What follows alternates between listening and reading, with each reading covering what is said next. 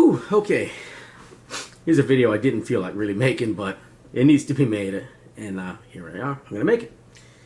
Okay, so I want to talk about the video Prepper Princess did about prostitution and rape during shit hits the fan scenario, right? First off, I thought it was kind of interesting because she was talking about a sicko, this guy who had commented in a video about why would I pay for something when I can just take it, right? Or take it for free, which basically saying about raping somebody instead of paying for a prostitute. That comment sounded really familiar. I think that sicko left a comment on the video I did about prostitution during shit at the fan. I think I deleted it. I don't remember, but it sounded really familiar. Maybe he posted the same thing on several. I don't know. But anyway, I'm like, hey, I know that. I know what asshole she's talking about. Anyway, first off, let's get into this by starting out with, I did a video about being a civilian sheepdog if we had ever had an Shtf. If you plan to take the law into your own hands when there's no law enforcement, you need to listen to that video and see the different points and scenarios that I covered. Because it's not just, that clean cut, man. It could be consequences, right or wrong. So if you plan on doing that, watch that video, think about it. So anyway, she did a video, and I agree with it, and with some of it, and I have very strong disagreements with other parts of it, right? And I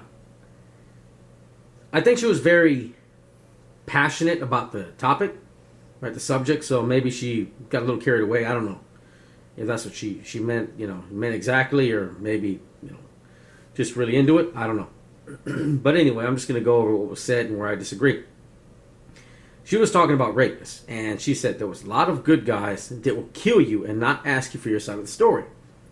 They would have a bullet in their head or their heart, right? We're not going to ask for your side of the story, and we're going to eliminate the concern, even if you're innocent.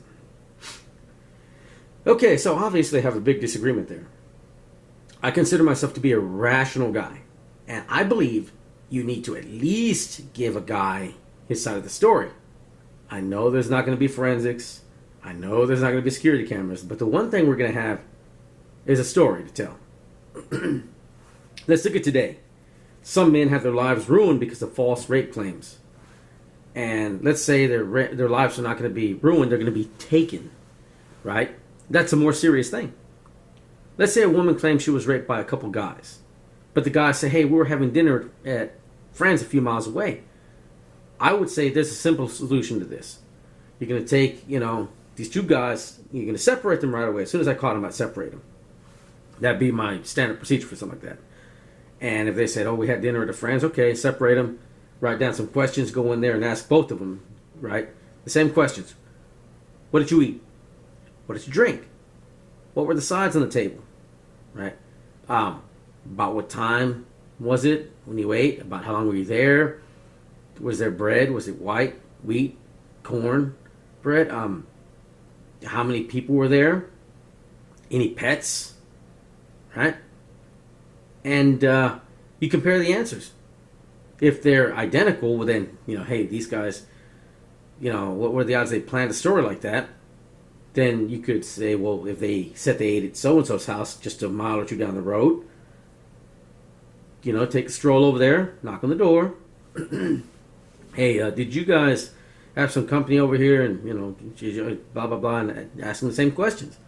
If they're all the same, man, there's a super, super, super high probability they're telling the truth. Right? And let's say it's just one guy. You could ask him all these questions, and then whoever the hell he says he was with, ask him the same questions. Cross-examine, okay, look, this guy looks like he's telling the truth. But then, that would mean, it's not 100%, but it could save a couple innocent lives. Or, of falsely accused people, or lives in retaliation for killing the falsely accused. Right? And then that leaves another question. What do you do with a woman who almost got two innocent guys killed? You see, if the if you have a little community and you say, okay, rapist will be killed, that means that the woman knows that the punishment will be death, and she falsely accuses somebody. I see that as attempted murder, right? So what happens there? You can't say it won't happen. It couldn't happen. I mean, I don't put women above men or men above women. I mean, you look at, what is it, Forensic Files, or what the hell is that? I Almost Got Away with It or something. There'll be husbands trying to kill their wives, wives trying to kill their husbands for money. That could, hey man, it happens, right? And both genders can be just as, ruthless, man. I mean, look at what the fuck is it? The Salem witch trials, right? And that story, what was it? I think his name was Thomas Putnam. He was having his neighbors accused of witchcraft, so they would kill him, and then he would go out and afterwards he'd buy up the land, right? So let's say there's a woman, she has a neighbor, and she accuses him, and she's trying to get that land. I mean, it could happen, right? Like I said, I see both genders as equal, man. We can be both just as vicious. That's a possibility. That, okay, well, so-and-so raped me, we killed him, I'm devastated, and I should be able to buy his property, which is right next to mine, for cheap, because of what happened. It could happen, right? It could be he's a scumbag too and needs to be shot, yes, but do a little bit of questioning first, and if you're like, okay, this guy's got to be lying, well then, okay, look, man, sorry, you got to pay the bill now. You did wrong. It's time to pay, right? But we can't have a bunch of good old boys trying to be old quick draw McGraw. We got to ask some damn questions first. She said there'd be a lot of dads, brothers, cousins, nephews, and uncles that will not let you get away with it. Hell yeah, I agree with that, man. Don't let that sucker get away with it, man. Some rape, he deserves to pay. But the same is true for vengeance for the innocent. Let's say my cousin was killed, and let's say I knew that he was innocent. I knew for a fact he was innocent because he was here with me all day. Say he's a plumber. Maybe there was some busted underground and we're digging up the pipe all damn day and working on it. And he's here all day, stays for dinner, crashes here. I know he was here all day, and then he's accused of rape and he's killed. He raped so and so this date, and that's when he was here. Well, I know for damn sure he's innocent, right? And she was saying that we all have a dark side. Yes, we all have a dark side, man. And this dark side would now have a thirst for blood for killing an innocent family member of theirs, right? And, that's how crap could start, man. I would see a danger that must be taken out with as few shots as possible. I would look to other methods of dealing with a dangerous group. I have a dark side, man. And I like to call that dark side tobacco. I have thought of several ideas that I will never post online because I don't want Johnny Law knocking on my door about some upload. I have ideas that are very simple and deadly, and I would only use if my life was in danger, my family's life was in danger, and there's no law enforcement to call. Yes, there's a devil inside everyone. Yes, we can turn that emotion off like a switch and be ruthless as necessary to defend or avenge our family. And, innocent family member killed, man, it could all be avoided with asking a few questions and comparing answers. That's it. Right? That's it.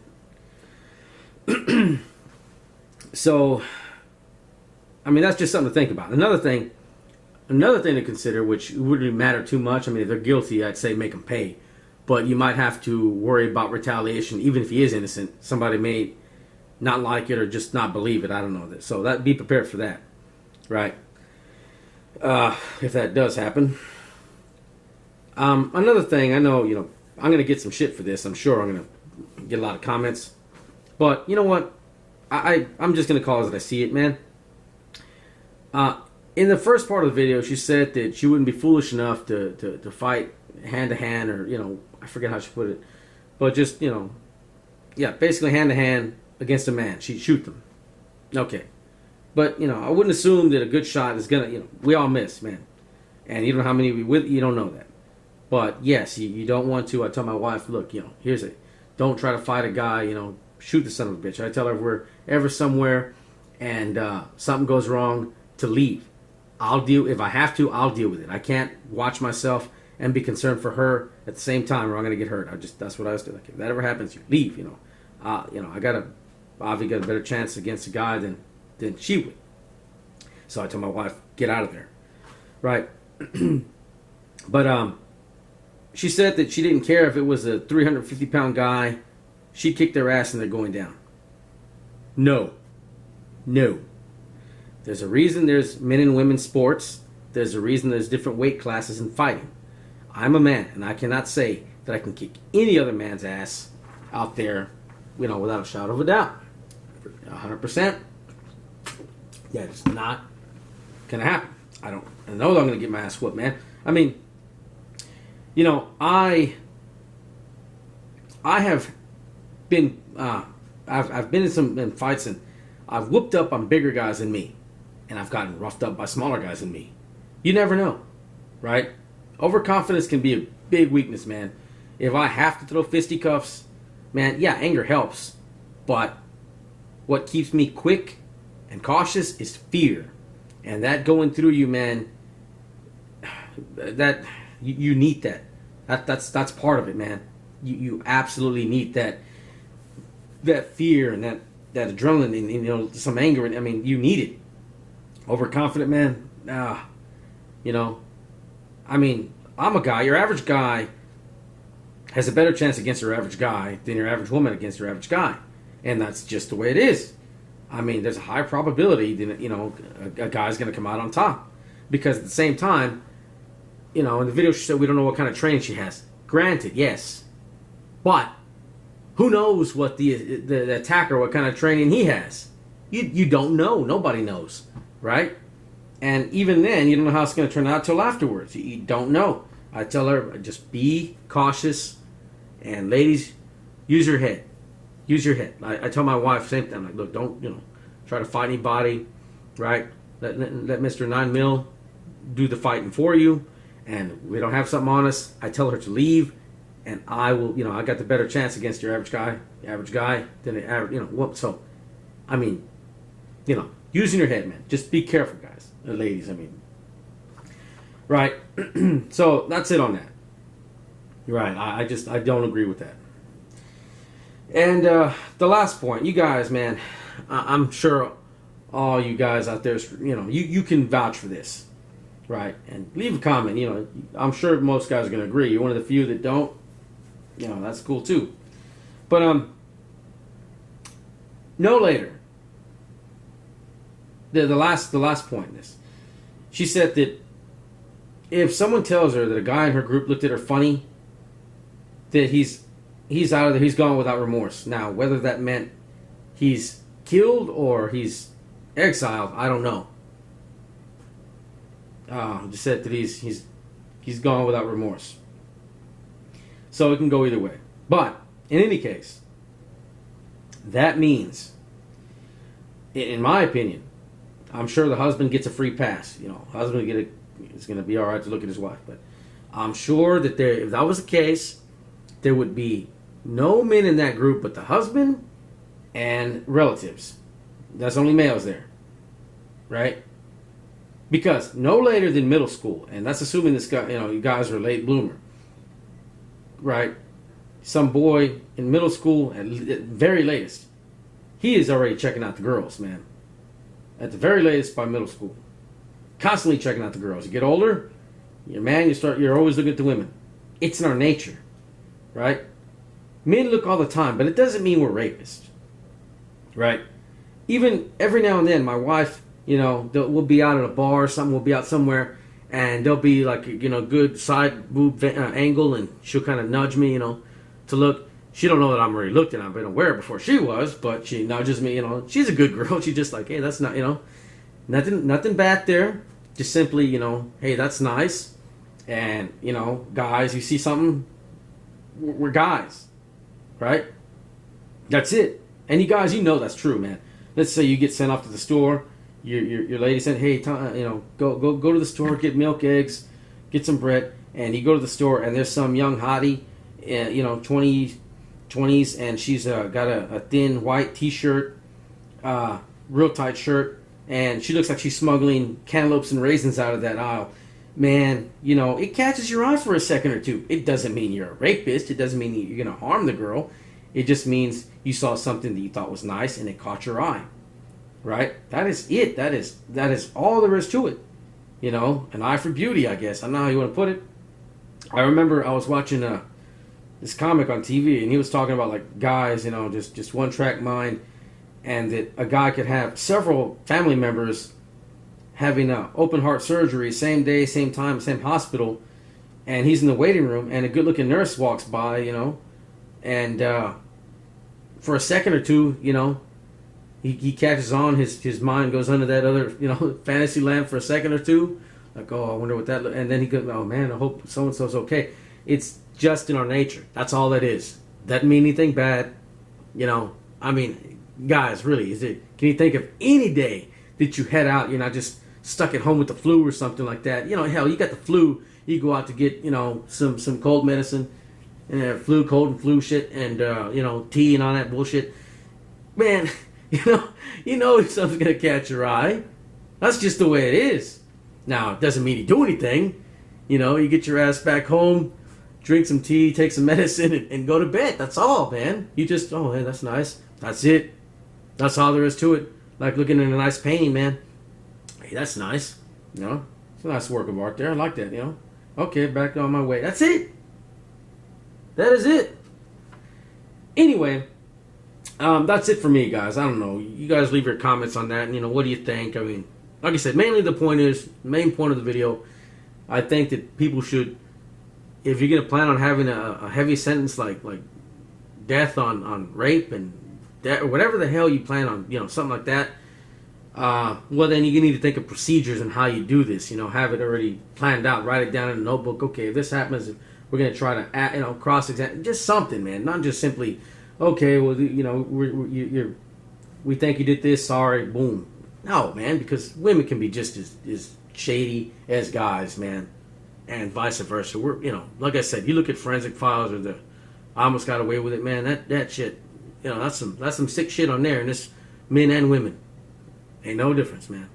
That's just the way it is.